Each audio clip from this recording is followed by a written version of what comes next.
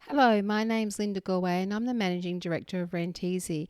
And I'm doing this video to discuss some key issues with writing rental property advertisements. And my main focus here is on private landlords, homeowners who are advertising their rental properties privately, and that means they're not going through an agency. And I just wanted to give you some heads up on some things that you should consider when you're writing your rental property advertisement. And we're just about to release a blog on writing advertisements, and so this video will go with that blog. So what I wanted to talk to you about was that the number of things that we have noticed in the ads that have been coming across recently. So the first thing is the actual quality of the descriptions that you're providing for your rental advertisements. They need to be detailed. Some ads are very, very brief, and it's really not enough information for tenants to get a good feel of your property, especially when you're only putting up maybe 5 or 6 photos. If you're adding, 15, 20 photos, then maybe you could reduce the amount of description that you're providing. But overall, tenants do need a good description of all the rooms involved in the rental property. It shouldn't be like they shouldn't be second guessing what's actually in there. So you need to give them that detail. You definitely need to describe the kitchen and the bathroom and provide photos of the description in the bathroom. Use lots of descriptive words. So, large bedrooms, carpet floors, and built-in wardrobes that include mirror doors, things like that. Be descriptive. Don't overemphasize something, exaggerate it if it's not what it is, so no lying. You need to be honest, because they're going to see it anyway when they turn up to the open inspection. So be honest. Don't waste people's time. It's a big effort to come to an open inspection. So that's the first thing. Those descriptions need to be detailed and hopefully include a really good introduction that tells them the best features about your property and a conclusion that tells them how to contact you and some of the facilities that are close by. Now, of course, on our ads on RentEzy, we have Google Maps directions linked to them and we have nearby places. But the real main concern here is that you provide adequate descriptions that are not too detailed, but not too brief, and definitely no duplication. Please don't duplicate the same information over and over again.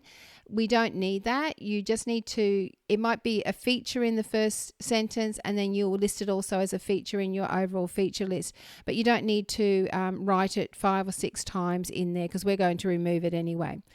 The next thing I want to talk to you about is discrimination.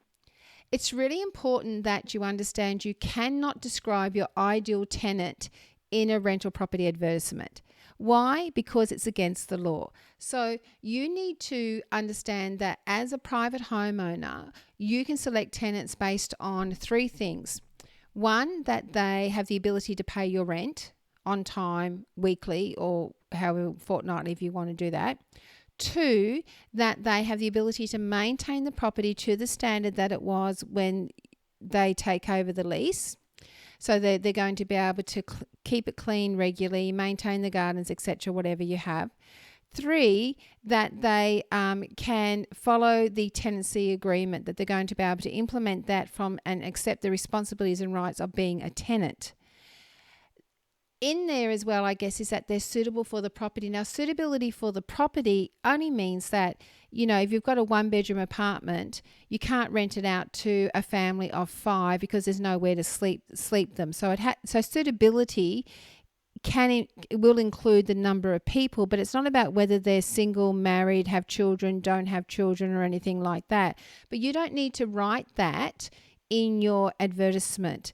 That's something you can scan for and screen tenants for when the applications come in for your rental property. The other thing you can screen for is smoking. So if you don't want people who smoke in your rental property, you have a right to say it's non-smoking, no smokers allowed, and that's fine. That is legal. But that's it for the discrimination. You need to make sure you're really careful not to put any descriptions in of what an ideal tenant is. So even saying that they're quiet and clean is inappropriate. That's already in the tenancy agreement that they have to clean and maintain it, and you can do rental inspections to check that. So you don't need to say that, okay? That's part of the agreement. Okay, now the next thing I wanted to talk about was your photos. You need to provide a good quality landscape photos for your rental ads, and they should be of most of the rooms of the property, if not all of the rooms of the property. Landscape is great. They show definitely better on RentEzy. The reason we want those photos is so that tenants can see what you've described is actually what they see. And also you can use your photos to help tenants understand the configuration of your rental property.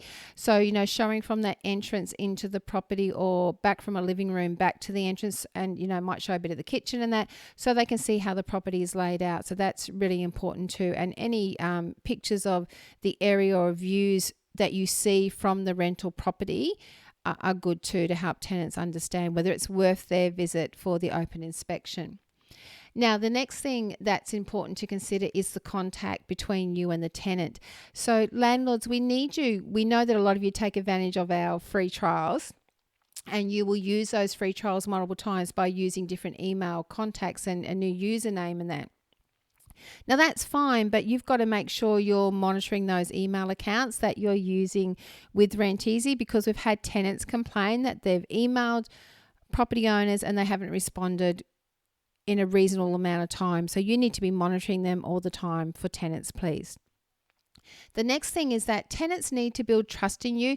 So with agencies, I think overall tenants are more trusting because they understand it's an agent, it's what they do, they're legitimate, they've already gone through a process with the owners.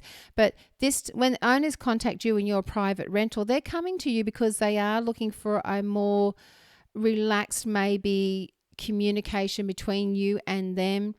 You still got to follow all the laws as a private landlord, but tenants are sort of hoping with the private landlord it's a little more relaxed, and maybe once you get to trust them, they can build some loyalty with you, and they don't need to have inspections every quarter. You might do only 2 a year or something like that, and the repair scenario and everything might be a little bit user friendly than as rigid maybe as an agency is. But there's pros and cons of both. Okay, but the point is this, that when they communicate with you, you need to show that you have good communication skills as a landlord, and they do too as a tenant, so that you know that you're going to be able to work together during the tenancy agreement.